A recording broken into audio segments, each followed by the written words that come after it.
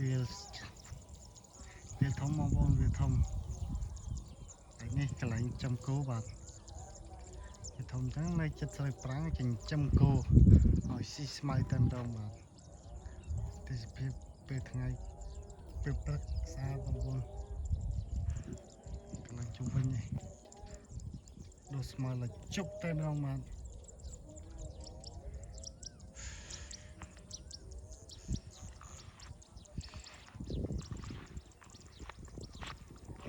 ស្អាតណាស់បងប្អូនអូជិះវិញតែម្ដងទេសភាពស្រូវ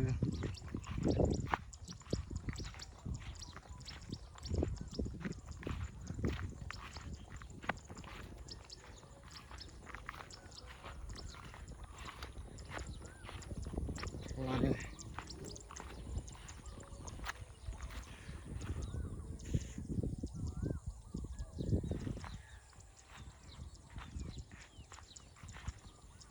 ហើយដល់នេះវាកាយអាចប្រព័ន្ធណីទៀតស៊ីឲ្យស្រូវមើលបងប្អូនចុចដល់